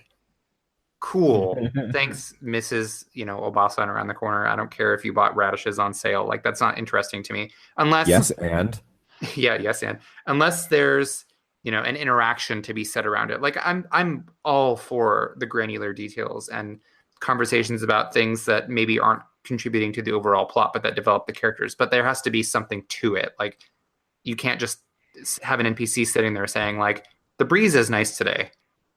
Okay. Like, sure, I'm sure it is. But unless there's something, if the characters want to have a discussion about it or like have something silly get brought up or whatever, I don't know. So not to continue picking on that game too much, but Grandia is wonderful, I think, because of how it infuses small interactions with so much character and life and personality, and the way that it imparts this sense of adventure without ever feeling like it's, like Fenner said, maybe trying too hard or false or disingenuous. It's just like a real adventure. God, I love Grandia. I'm happy that I decided to replay it. Yay! Yeah. Good. Thanks for playing. It just makes the world feel alive, I guess, to that it does. point. So yeah, that's great. So if any of you listening want to pick it up, it's on the store for PlayStation Vita, or you can play it on a PS3 as well. It's like $7 or something, or maybe 10. I don't remember. It's cheap. I bought it forever ago. It's $6. I'm okay, cool. Kind of eyeing it now. Oh my god, the soundtrack still so good. Still so yes. good. Iwadare. Fully orchestrated too, which was pretty unusual for the era. Oh, that's impressive. Yeah, sounds super, super good. Especially that main theme. That will always be like, it'll get its hooks in me the moment I start hearing those opening notes. And I think they even included it in Video Games Live. Like over the years, the theme of Grandia has popped up here and there. Yeah, it's always the bit of music I hear when I see the wall scene that I was talking about. Yeah, they're like, I got it on disc. Do I want to buy it and play on Vita tonight? Maybe. Funny enough, there was actually some tweets. There's the official Game Arts Twitter account, and they've been posting up about some Japan Game Music Festival. And I don't remember exactly what the details were, but like they played some Grandia stuff, and it just makes me long for something like maybe like a new Grandia album, much like Xenogears had something similar happen to it. Ooh, that was clever. Yeah, that's so for you. Thank you. Thanks for pointing it out. That made it so much more organic. So it's 2018, guys. That means Xenogears has been out for 20 years now. Yeah. It's hard to believe. It's one of the most iconic RPGs Square Enix has ever created. It continues to inspire an entire line of Xeno things to this day, which, have sort of waxed and waned in their quality at times. But, Xeno is now a prolific franchise, and Xenogears was the start of it. So Stand tall and rip off Evangelion. And shake the heavens before you're done. Yeah, so like Xenogears is a really iconic game. And so for the 20th anniversary, Square Enix decided to do this music-related celebration. Now, there are two parts to it. There is the Xenogears Revival disc that just released about a week ago in Japan. And it's one of their Blu-ray releases where you pop it into your Blu-ray player and you get to watch all of these scenes from the game against music. And all the music is like appropriately cued to wherever in the game that thing might have happened. Now, that's a pretty cool way to sort of recap yourself on the events of Xenogears if it's been forever since you played it, like it has been for me. Although all the event scenes on the Blu-ray are in Japanese text, so you can probably still get a sense for what's happening, especially if you've played the game. You'd be like, oh yes, I remember that. So this Revival disc came out, and I kind of wished it would have been an arrangement of the soundtrack. So what it is it's just all of the original tracks from the soundtrack in higher bit rate. So I heard the word arrangement bandied about quite a bit before this released, and it's not an arrangement. It's like just higher quality versions of what you've already heard. Like it's not even different instrumentation. It's just the same tracks. It's kind of unfortunate. Yeah, I mean it's a fantastic soundtrack, so I'm not complaining about being able to hear it again. That's wonderful. The soundtrack, the revival disc, what it does include are 4 bonus tracks, and this is what I was really aching to hear. I was like, counting the days until I could order a copy of this disc and stuff. Somebody ended up ripping the tracks and putting them on YouTube, which I was very grateful for. But these are by Anunia. They're performed by Anunia, which is are they Celtic? They're like a choir ensemble? Yeah, they're a Celtic choir from Ireland, so yeah. Okay, great. So Mitsuda has previously sourced them. I didn't realize this. Alana, was it you who said that they did the choir stuff for Xenoblade 2? Yes, they did. Okay, great. So Mitsuda's continuing to use this choir that he's worked with before, and they're very, very talented. These 4 bonus tracks on the Xenogears Revival disc, I don't really know how to describe them, as we were talking pre-show. They're just kind of churchy, and if you like hymns, then you'll probably enjoy these. I was actually really let down by these 4 tracks because they just kind of sound like, there's no like music surrounding them really. There are some tunes from the game. I think one of them is supposed to be October Mermaid, or maybe Small of Two Pieces. I can't remember, but they're just kind of like choir covers of the songs that don't. The performances are beautiful and skilled, and that choir is very, very talented. But I was hoping for something more than just like 4 songs in the exact same style that were covering things I've already heard. So those were a little bit of a letdown for me. I would say if you can find them, you could still listen to them because they're certainly not bad songs, but I definitely was hoping for something a little bit different. More importantly, I think, is to coincide with the release of the soundtrack. I think it's more like the soundtrack or the revival disc was the afterthought, if you want to call it that, and this is the main attraction. The main attraction is they had a Xenogears 20th anniversary concert in Japan. Oh my god. That part sounded amazing. Oh yeah, it's incredible. I mean, when I was there was a rip of it online, and I watched most of the concert. And I saw Mitsuda smile halfway through, and he was like, "Yeah, I've done this good." And I was like, "You've done it good. I'm so happy. You've done it good." You sure did. Yeah. Oh man, so special. Yes, hearing all of that music. We'll get that released. Yeah, I would love for them to do. I would much rather have an MP3, recording of this concert than I would the revival disc at this point. Now that I know what's on it. Man, they really went all out with this. So I saw a ton of buzz for this on Twitter, and I heard about it, and it was one of those like, man, if only I was in Japan to go to this, because this is kind of a once in a lifetime thing, I feel like. And they did it over the course of a weekend, so there were several performances, like maybe 4. But so much positive buzz on the timeline. It was amazing. They did like a little art exhibit outside of the venue or whatever, within the venue outside of the concert hall, where they were showing off original art cells. The original illustrator drew a 20th anniversary little sketch to celebrate it with the cast. Super cute. They were selling lots of art and other merch. I have a friend who actually got to go to it, and this is a very indulgent little anecdote, but I have a friend who I made when, God, I must have been like a senior in high school, just going into getting ready to go to college. And I had this friend, I was hanging out with older kids at the time. And one of my friends had this classmate who moved to Arizona from Maine to like do the Japanese program at the University of Arizona. And we got introduced, and we were hanging out as, raucous teenagers do. We were at like a Village Inn at 1 a.m, drinking too much coffee and eating crappy pancakes. And this girl and I were just like, we were talking to each other, and one of us mentioned the name Xenogears, like, oh yeah, I was playing this game called Xenogears. The other was like, what? Xenogears? You've played Xenogears? And it launched us into this entire, discussion back and forth about the characters, and like it was really in depth. And I hadn't really talked to anybody at that point in my life who had played Xenogears, at least not to that degree. So we became close friends, and like we're still friends to this day. She's in the military, and she moved to Japan. She's stationed there, and she like sent me all of these like pictures of the event and stuff, and she tells me how she'll always remember that our friendship started over Xenogears. And 20 years later, she's at this concert. Yeah, she got like the music box that came with the Solaris VIP seats. She sent me all this video and stuff, and I was so moved because I mean, Xenogears is an incredible game that I have very fond memories of, but it also sort of like ties into that personal memory for me. So she said the concert was like mind blowing. She said it was one of the coolest things she's ever done in her entire life. So I'm That's confident wonderful. that's the case. Yeah. So it's a shame. Sorry, you were saying? That's good. I was just going to reiterate. I would love it if a recording of this would come out because I think this is the real star attraction here is the concert recording. Now, did you and Alana both watch the RIP video of it, or just you, Alana? I did. I watched not all of it from start to finish, but I watched a good amount of it. And you may have seen I made a corny tweet the other day about how like being moved to tears by a performance. Oh, it was 100% that. Definitely. That. It's something really special because Xenogears' soundtrack is so good. But I think one of my favorite tracks in the game is Bonds of Sea and Flame, and the rearrangement for that track is so ridiculously good. Oh, man, yeah. It's so beautiful. And I did have this moment when I think even when Dark Daybreak started, which is the opening cinematic music, and they started off the concert with that, where the spaceship's going through, and it's like, oh no, space alien. It's not space alien, it's God. But yeah, same thing. Who is an alien?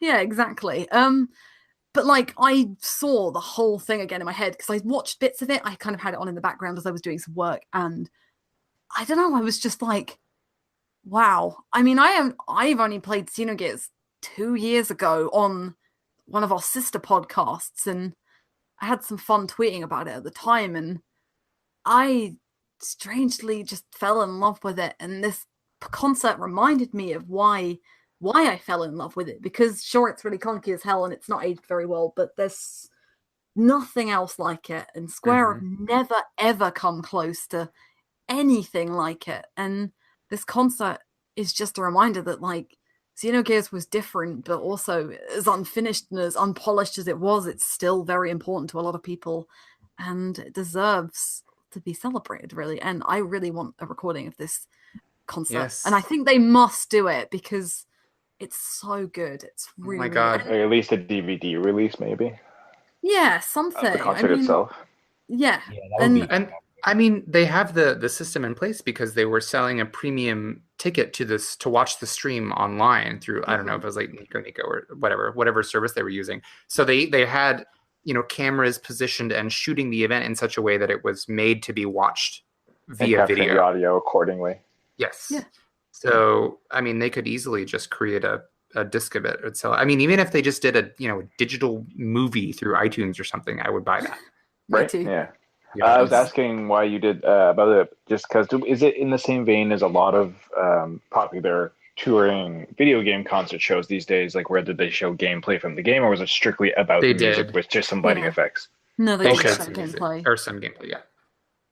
That's always been a pet peeve of mine, especially with a lot of the JRPG soundtracks, how they get so many great concerts in Japan that never leave, like Dramatica, to name one. There was a few of it took a while for Distant Worlds, I think, to get out too. I'm glad it finally did. And there's another one I can't think of that I think was also blanking on her name. Shimamura. Dramatica, I think they did didn't they do a Fire Emblem one at some point? I think so. I don't know. I always hear about like such and such, orchestral music festival, and I'm like, in Japan, right? And it's just it's just unfortunate, and it's just a question of they just don't trust that there's the market for it when they see successful stories out there like Video Games Live and Symphony of the Goddesses and Pokemon Symphonic and such.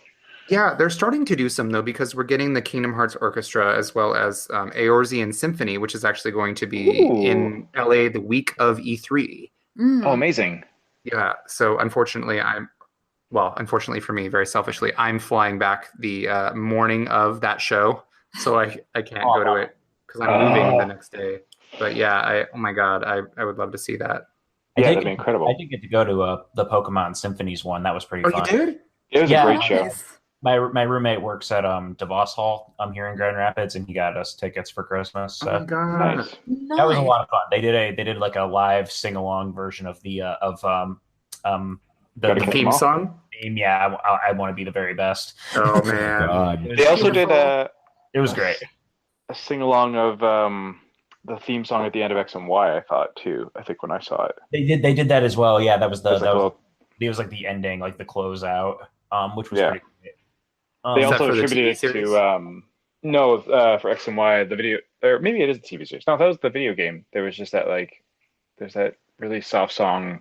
I think I know That what you song. mean. Isn't it the one that plays with the really tall guy and the flower? Yeah, Yeah. Yeah, yeah.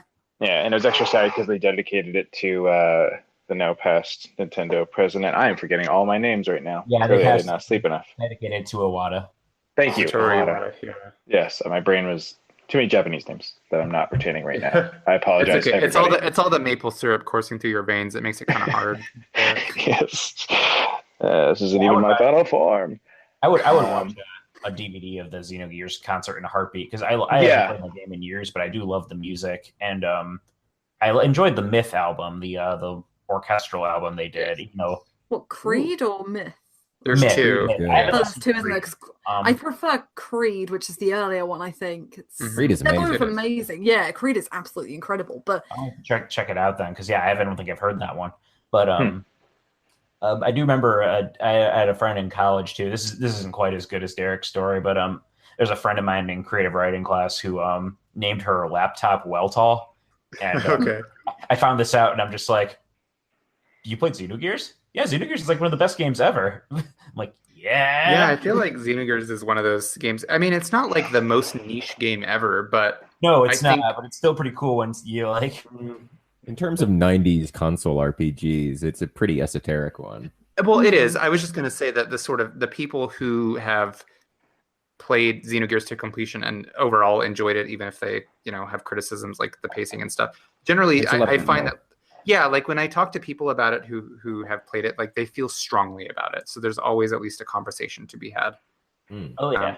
I don't really know anybody who was like Xenogears. I played it, but I don't really remember anything about it. Like, It's Wow. pretty memorable. I will confess, I have never played it since I came to PlayStation late in the game, but I still can remember media and imagery and stuff from it. And yeah, even I could say like that stood out as something that's not like anything else that I've seen in that era, or not as much since. Like, obviously now I've played Xenoblade Chronicles, and I can see where that all lies and where it kind of came from. But yeah, at its time, there was really nothing else that stood out in the same way. yeah. So Xenogears is a special game, and I'm glad that it got the 20th anniversary celebration that it was due.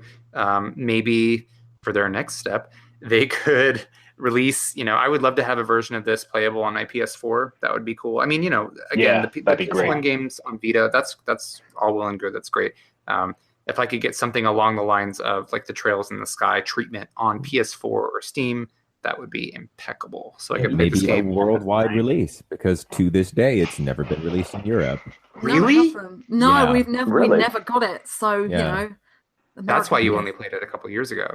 Yeah. Yeah, you have to get it on the American PSN, and you can't even get it on the wow. UK PSN marketplace.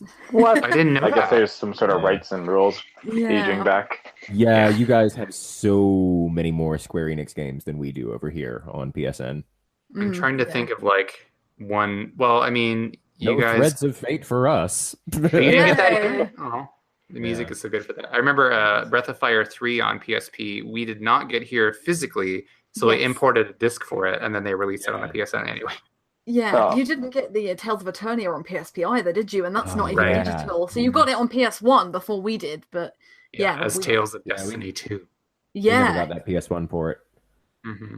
I mean, Xeno's been pretty shafted in Europe anyway because, well, apart from Xenoblade Chronicles, which we got first Yeah, somehow. there was just Xenosaga Yeah. 2 and not Yeah. 1 or 3, wasn't there? That was we got the weird. worst Xenosaga game, and Yeah. then we got Xenoblade Chronicles first. So they were like, "I'm really sorry. Here you go." Great.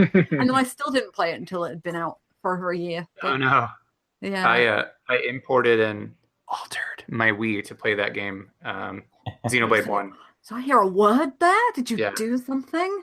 and which Could be is now, censored. it's now bricked, by the way. So That's fine. that's my penance. Oh, But it was. It was worth it for Xenoblade. Yeah, I mean, I only like it enough to have a Minato on my arm, and I have the Zohar on my other arm. Oh my god, yes, you do. I love it. I just realized that the symmetry. Yes. Okay, I'm proud There. of past me Derek You're is supreme being now. Omega, the beginning, the end. and the end. Oh my god. Oh, what a day. Okay. What a time to be alive. Yeah. Well, cheers to Xenoblade. I'm glad that everybody had some fond memories of it, even those of us who haven't played it. So I look forward to more Xeno stuff in the future. And I'm even like curious about what's going to happen with the Xenoblade 2 DLC, because I have the season pass. So I am kicking myself because every time I bought a season pass, it has bit me in the ass. And FF15 and now this, both times I feel like they're sort of just games that I wasn't fully in love with, but that's okay. I'm excited to see what they end up doing in the future anyway. So speaking of Final Fantasy 15, I wanted to touch upon a question that we got from a reader. With all of the Final Fantasy 15, hubbub, we've got the Royal Edition, we've got the stuff in the Royal Pack, and then there's a new Royal Edition, which now we know isn't even the final form of the game, much like Greg's not in his final form. Final Fantasy 15 continues to be updated, so it's a fair question to wonder, like, should I play it now? Who was the reader? Sorry? Yeah, it was Billy E. who wrote in, and he asked, as somebody who liked but didn't love Final Fantasy 15 when he beat it shortly after launch, do you think that all the extra content available right now, plus the upcoming Arden stuff, makes it worth playing through again? My main issue with the game was storytelling. I was intrigued by it, but everything felt so rushed, and some things just weren't explained at all. Since that email came in, I think we got the formal sort of outline for what's happening with FF15's DLC. It's called what? Dawn of a New Age era, something like that. Dawn of the Future or something. Okay, Dawn of the Future. Gotta have Chapter Noctis to look forward to and see how he plays. Yeah, God, who's Noctis? Like, really? Wait to play as Noctis. Who's not like? Did we? Oh, just yeah. I would really love if it was just a complete change up and it goes into like Kuni 2's like kingdom mode where he's just running the stuff after he's become king again. Just completely flip it on its head. That would be quite interesting. Mobile game. Trimming his facial hair like in Deadly Premonition. Peter, we do not speak the name of that mobile game. That's it. They bring back the PlayStation Move and you just try and shave your face as Noctis. No, that's all the game. That's all the chapter is. They'll do that, and then they'll bring back the Pocket Station, where you'll put Noctis and the guys in the car and take the car with you in your Pocket Station on the go, and have them go recruit citizens around Eos. It's like a Pokewalker, but for Final Fantasy 15, but it's the regalia, yeah. I'm kind of into that idea, actually. That's quite cool. That's kind of cool. I think you've done it. Okay. But yeah, so Final Fantasy 15 has now, we know it has DLC episodes that will continue well into 2019. There are 4 of them coming out, and the first of them doesn't debut until 2019. So, like, oh my god. It's hard for me to approach discussion of this game with a level head because my knee-jerk reaction is just kill it. Just let it die. I'm so done. But I recognize that those feelings are the result of, like, this sort of hyperbolized idea that I've created internally of FF15 and what it means to me and what it was when it came out.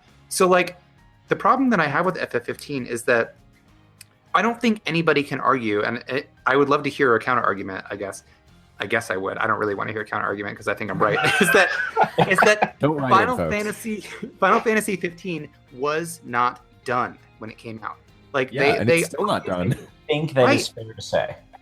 They obviously had ideas that were left on the cutting room floor. And I think that the fact that I feel like they tried to sell it to us as a complete experience in the first place. And now they're backpedaling on it so much that it's like, what am I to do? I have said this on the podcast before. I've already had my first experience with that game and I can't unhave it.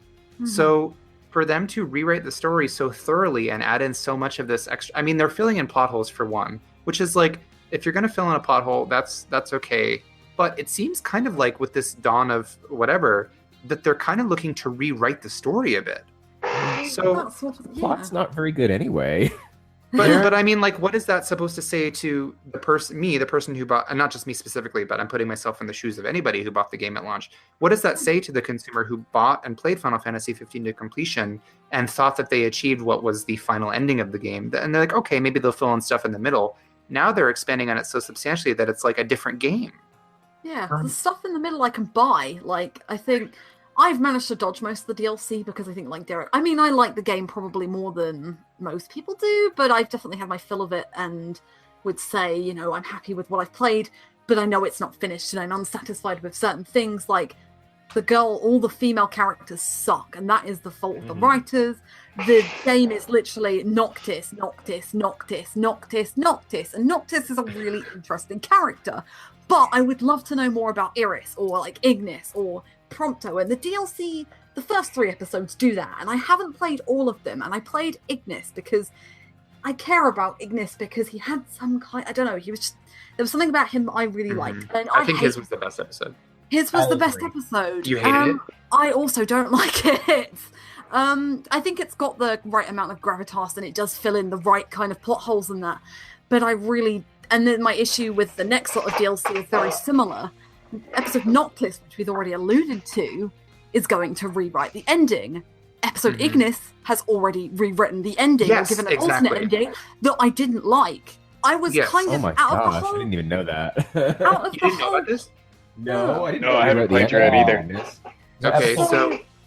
Well, we should probably refrain from spoiling it too thoroughly. But yeah, so like when I first approached episode Ignis, what it has is you play through it, and there is a super binary choice towards the end that's like ridiculous, and you would never choose one over the other normally. And one of them is locked out until you beat it.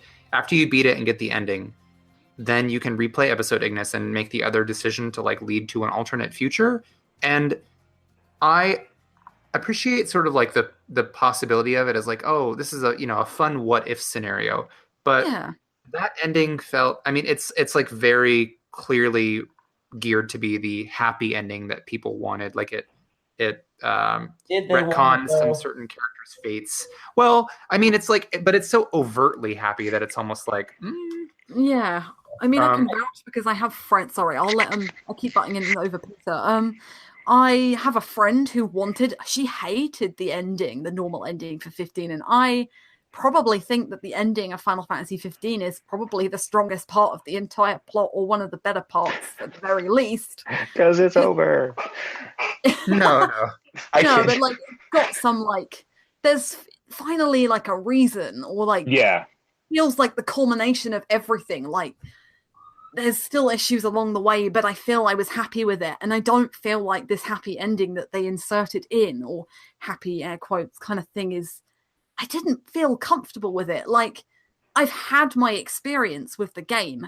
If it had been like a multiple choice ending, like say Mass Effect's got different endings and things like that, then I would have been fine with it. But it's this kind of, Square are going, oh, hey, here's a new ending for you because I feel like you want it. And then they go, oh, but here's another ending for you like a year and a half later. And it's like, I've got no reward. There's no reward out of it because I've already got the one conclusion. If I knew this would happen, then obviously I would have maybe had a different approach. But when I played the game had an ending, which, the middle, the whole of the, the start and the end were fine. The middle was like a big squiggly drawing, and I don't really know or care about a lot of what happens. It's like a different game. But yeah, like, I don't want my experience to shift, and it's really leaving a sour taste in my mouth. Like, even for episode Ignis, which had a stupid boss fight at the end, which I hate so much. For lack of kind of nice expressive words. It's pretty annoying, I honestly kind of liked that fight, but I reviewed 2 out of the 3 DLC episodes for RPG Fan, and I'm kind of the opinion that as far as the plot holes in the story that needed to be filled they do about as good a job as they can, and that was probably really all they should have done. Yeah. Other than, because my thing with this new slate of DLC is obviously, okay, some of it sounds kind of interesting. Like, hey, we're going to do Arden's backstory. Okay, sure, that's cool. I'd maybe rather play a new game instead of another add-on to the existing one, but sure.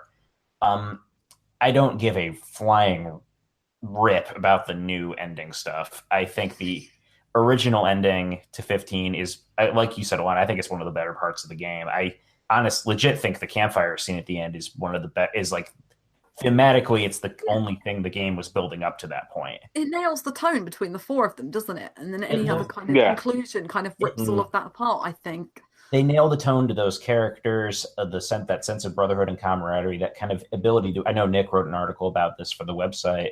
That kind of expression of male bonding and brotherhood and friendship. That it's territory that games don't explore very often, and I really enjoyed that. Mm-hmm.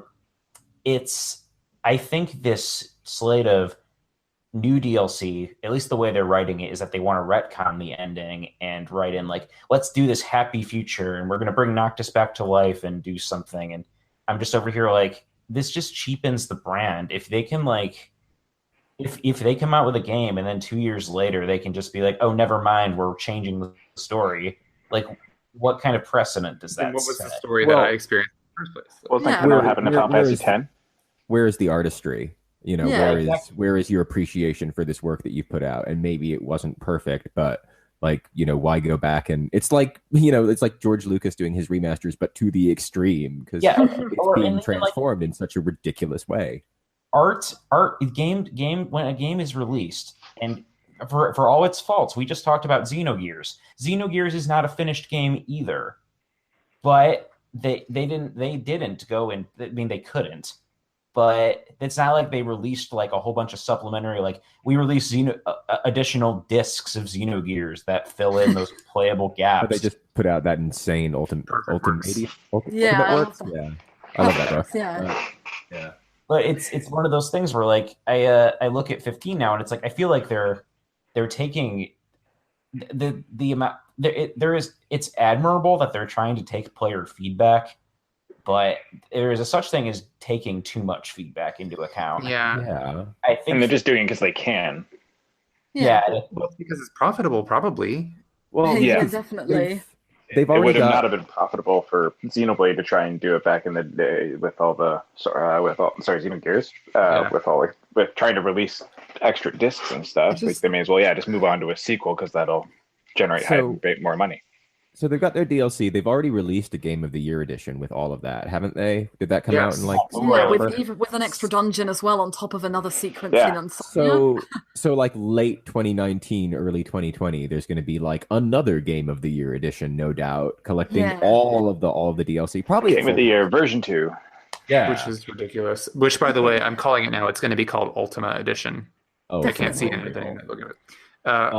Yeah. So I mean, I guess. Like if I was to take a stab at answering Billy E's question, I'd say like, I guess if you absolutely feel like you need to see everything this game has to offer, I mean, like, I guess wait, but like your experience is going to be way different than any of the discourse and that was surrounding it. And I mean, like, if you're okay with that, that's okay. But like, personally, like I played Final Fantasy 15 like the month that it came out. I didn't play any of the DLC, and I really enjoyed my time with it. I mean, the last half of the game, not so much, but like I pretty much had all that I could stand, and it wasn't a complete experience, but I was like largely satisfied with that experience. But like, I don't know. I guess it's just how much can you stand? And I can imagine that this work is going to be transformative, but I can't really imagine it's going to be, you know, as I said before, particularly artful or groundbreaking.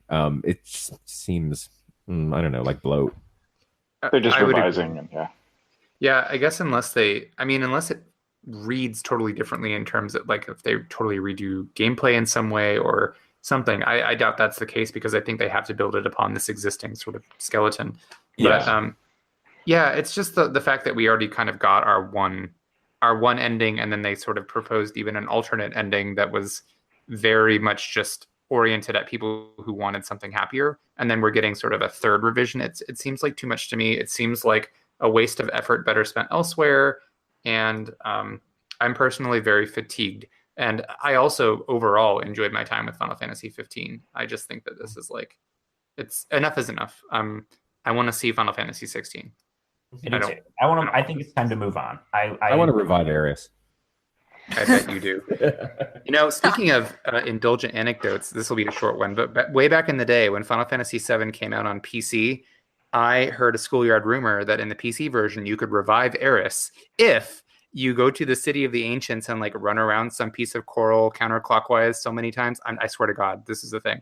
And then at the end you had to like press some combination of buttons by the water side, and then a catfish would rise to the top and give you the holy materia and let you revive Aeris. Run around for 12 hours and then press Alt F4. You just spoiled the new ending for Final Fantasy 15, though. No. Oh, giant catfish saved the day. Yeah. That'd be all right. It'd be like Lufia. Is that what the Is there a giant catfish in Lufia? Am I forgetting that? In is that what Lufia King of the too. Deeps is about? Yeah, that is what that's Basically in the is, VR. yeah. The VR game is actually the link to the episode Noctis. Oh, Yeah, okay. exactly. So you Oh, actually yeah. you get swallowed by the giant catfish, and then it carries you to City of the Ancients, FF7. Yeah. Paris comes back to life. Then a meteor hits, the ruins of Midgard become Balan Garden, and we're all on our way. Yeah. Okay. But don't forget that the little Beautiful kid tidy from- coda. Sorry, Peter. Oh, sorry. I don't forget that the little kid from Final Fantasy X-2 builds rocket ships and populates a distant planet, forming the Shinra Corporation. Right. Yes. That was before all of this with FF15. My bad. That's the original timeline. And that kid grew up to be Barack Obama. But back to what It's you're saying historic about the artistic integrity of holding to their product. It's just again, it is doing, I guess, a service to fans. But what does it show about the company when it's coming to having confidence in their product just to let it be? I mean, we've seen them kind of do this before in Final Fantasy X, right? Did they not? I didn't play 10 2, but I know there was a big division too on how the ending of 10 kind of got rewritten by that. It does. Yeah. It like sort of reverses the finality of Titus's sacrifice, Titus, and just brings back a happy ending. And then, oh my God, I could almost stomach that. So like after the dust settled, and I was, I accepted that Final Fantasy X-2's ending existed. Which, by the way, I think 10-2 is a pretty fun game. After I had accepted all of that as a thing that had happened, then they had the gall to make the audio drama for the Final Fantasy X-2 HD remaster.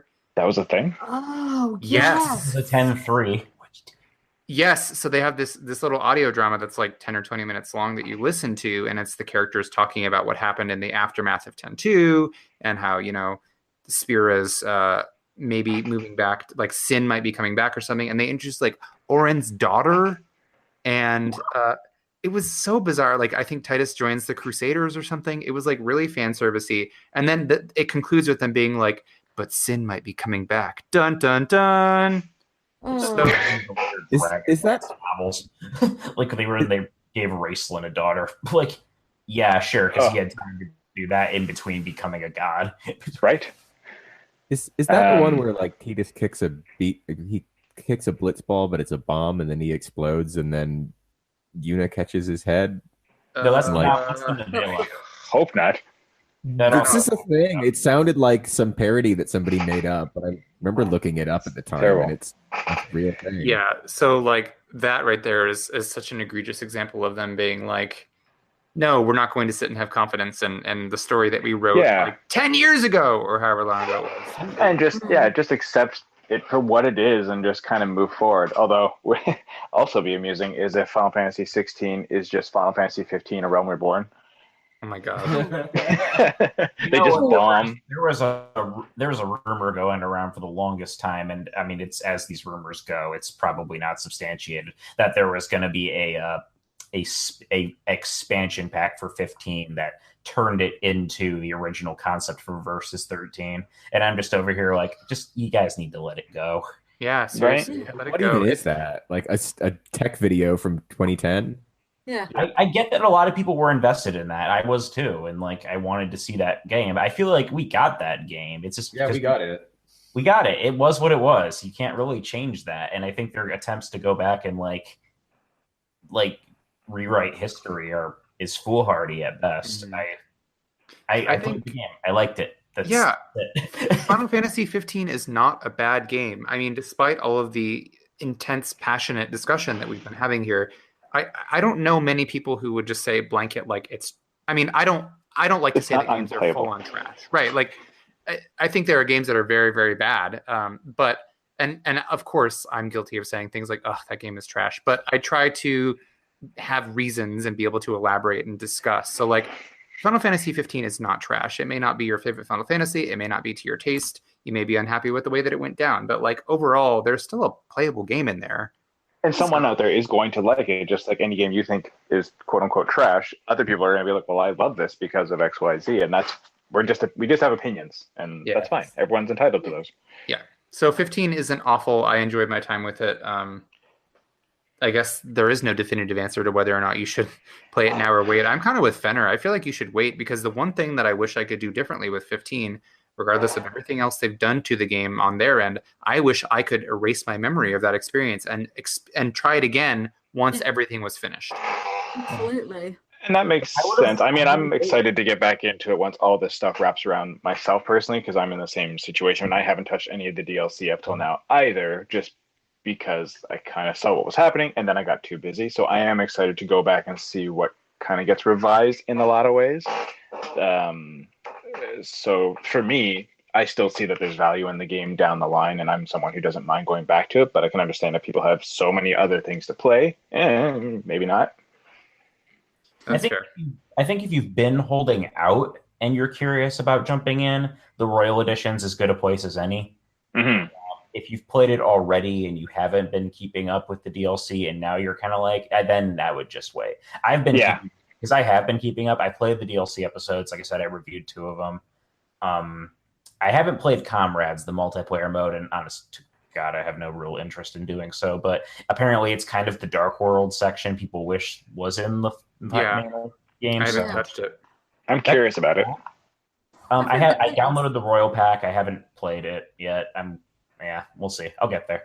I mean, if I was to revisit it, I think I probably would wait until like 2019 because, I poured a lot of time into that game and that was only maybe like a year and a half ago. So I'm not really ready to go back. But I guess like I've had as much as I can stand. But maybe down the line when there's a whole wealth of content I haven't seen, maybe I'll check it out again. I mean, I wouldn't write it out. I wouldn't write it off. I think it's complicated. My feelings are so complicated. It is complicated. It's a complicated product and on a lot of levels. So, oh my God. I mean, product is a reductive word to use to describe an artwork, but like, yes, it's complicated.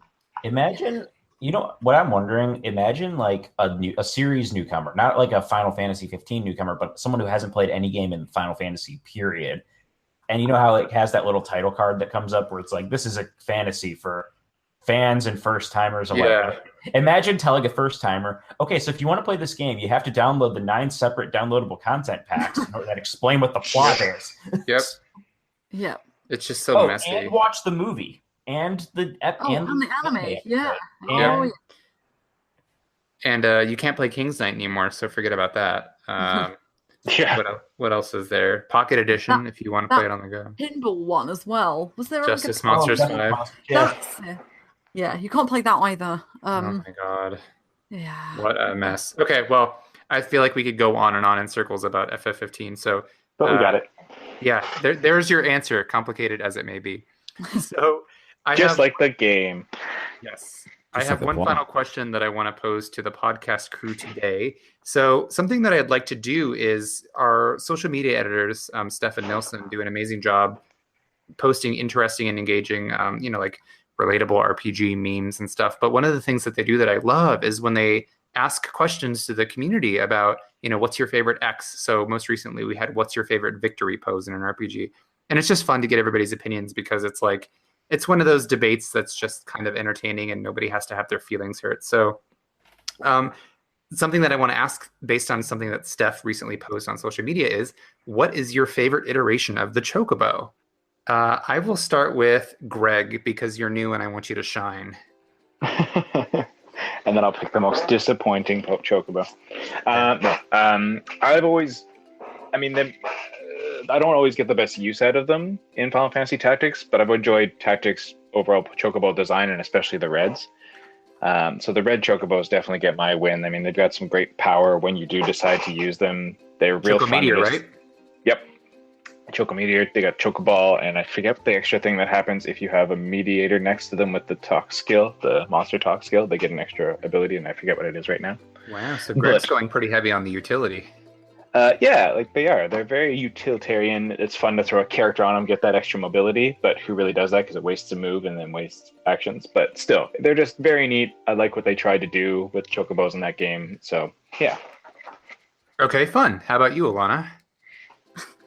Well, I said before this, I've got an interesting one. It's not necessarily my favorite, but someone reminded me on our private chat between staff. Final Fantasy 2, the nice piece of artwork where it's all no feathers and all pink and all skin. Yeah. Oh wait, is that different from the one that was in Legend of the Crystals, the anime? Oh, Kind of There's no, also that's like what it is. Yeah, Grub that's chicken looking one. Yeah, Yeah. the really big chicken one. But yeah. No, but real talk, really boring. Final Fantasy X's design is always the one that I go back to when someone brings up Chocobo. I always think of Final Fantasy X's nice little. They're not too fluffy, but there's kind of they definitely feel more authentic, and there's something really nice about them. It's the first time. Sorry, there's kind of like the first time you get a sense of scale about how big they are, because the game is really like big and shiny. But yeah, they're really spiffy in that. Yeah, and I mean, God forbid that awful Chocobo minigame to get the sun sigil, but get that one. I know. But they just they're perfect. Like, you get a sense of getting on the Chocobo, riding around. There's the way they stride and everything like that. There's just something really memorable to me about the way they're designed and everything, and they feel like the quintessential Chocobo in my head. But yeah, I like them a lot. Little cuties. They have nice, gentle eyes too. They do, and they have the cutest little squeaks as well. So yeah, They just seem like the Chocobo you would most likely see at a petting zoo. That's what I'd picture. I love that. Definitely. All right. Well, what about you, Peter? Do you have a favorite Chocobo? I identify as the fat Chocobo. That's just your lifestyle. Yeah. It is basically my lifestyle. He just wants to sit there and be comfortable and eat his Gasol greens and maybe have some adventure or store items in his belly. I mean, if you got to sit around all day being fed, it's there are way worse ways to live out your days than doing that. Also, fat chocobos have a fun theme song. Oh yeah, that's true. Yeah. He was first in 3, right? The Fat Chocobo was 3 its first appearance. I believe so. Yeah. Okay. Yeah. First time I remember seeing it was in 4, so US 2, when you could go to the Chocobo Forest and give them items. But I think that would make sense for North America. Yeah. Yeah. All right. Cute. All right. What about you, Fenner? Well, Peter took mine. I mean, you can't go wrong with Fat Chocobo. He's low-key daddy thick. But in that case, I will quote the rapper Cupcake and say, "Big or small, I love them all." Every Chocobo has a special place in my heart. I probably the vast number of Chocobos in Final Fantasy IV. That was the first one that I played, and riding around on the standard yellow Chocobo or flying the black Chocobo and getting like that weird kind of it's like Mambo, isn't it? It was a Mambo, I think. Yeah. And then of course Fat Chocobo shows up with his music as well. So you had this vast array of beautiful little birds. I love them every time, but I think my strongest memories will be probably Final Fantasy IV or riding around in the Mode 7 overworld in Final Fantasy VI. And that was when you first came across them? I first saw them in 4, and then the first one that I owned was 6. So, gotcha. Yeah, 6 was my first exposure to the Chocobo. I'm just over here reeling that you dropped a Cupcake reference on the show. Call back to a couple episodes ago. True. Yeah. Well, my answer is as much as I loved the Chocobo breeding in Final Fantasy VII because of how it made the world feel more open. When you got Chocobos, you could do things like climb mountains and go in the sea. That was great. But as predictable as it may be, I've really got to give it to the Chocobos in Final Fantasy XIV because I haven't spent as much time with any iteration of the Chocobo as I have the one in 14. They are your companions in battle. You can ride them. You can dye their feathers. You can dress them up all cute. Like, what's not to like, guys? There's even a little wings. I know. And there's even a Chocobo racing minigame in the Gold Saucer and FF14, which is actually pretty fun.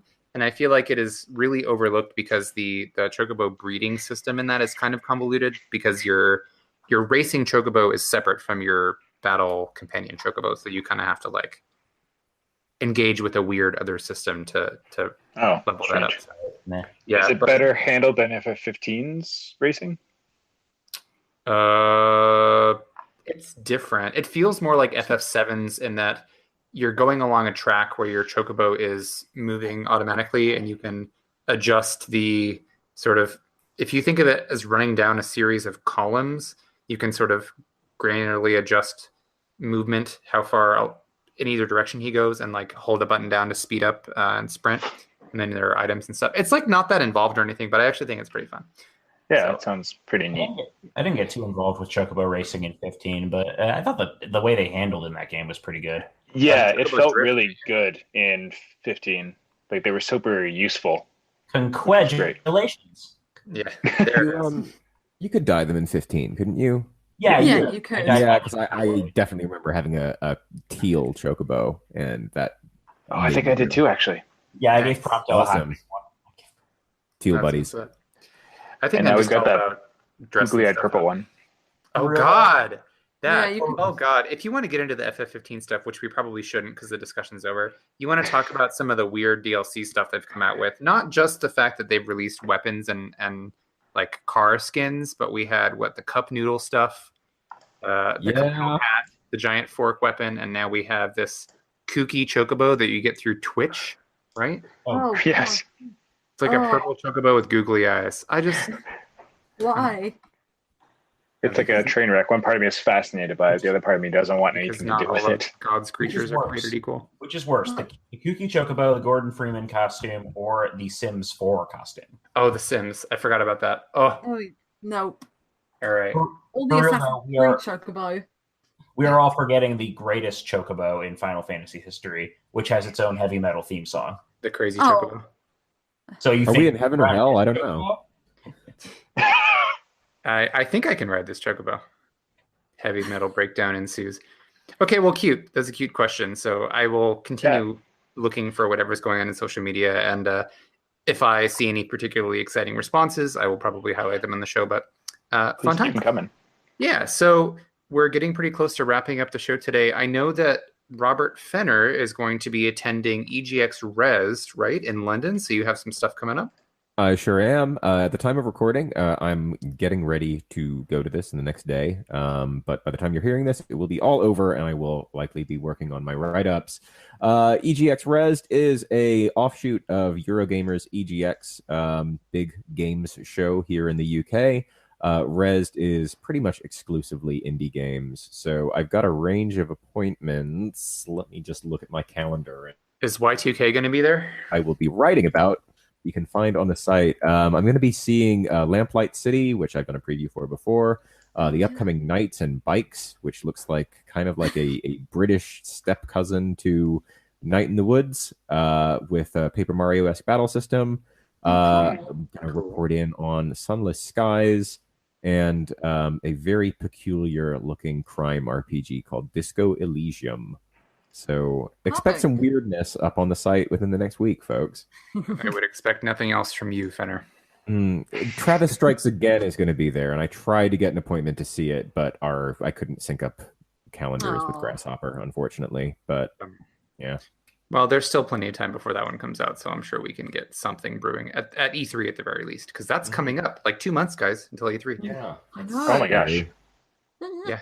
Yeah, it's got Travis Strikes Again it's got like an MSX style adventure game as one of the mini games. So that might be something for us to discuss at a later date. Yeah. Most def. Well, everybody, thanks for being here on the show. I think that's going to do it for us. So, listeners, if you have questions, comments, or spare potions, you can email us at podcast@rpgfan.com. You can also follow us on Twitter @rpgfancom. And you can like our Facebook page at facebook.com/rpgfancom. It would be super cool of you to subscribe to us through iTunes or through the RSS feed. Please leave us a review. I think our last review I saw on iTunes was somebody saying like 5 stars for Caitlin for defending Xenoblade Chronicles 2. So I'm glad her voice was heard, and the rest of us will just be jerks about it. And by the rest of us, Caitlin Defender has logged on. She hasn't this time. So, you mean that person is the Caitlin Defender? That person is the Caitlin Defender. Got it. Well, Caitlin will probably be back soon. She unfortunately couldn't make it today, but I'm sure she'll be on the next episode or so. Yeah. Well, everybody, thanks for listening. For me, Fenner, Alana, Greg, and Peter, we appreciate you tuning in, and we will see you all later.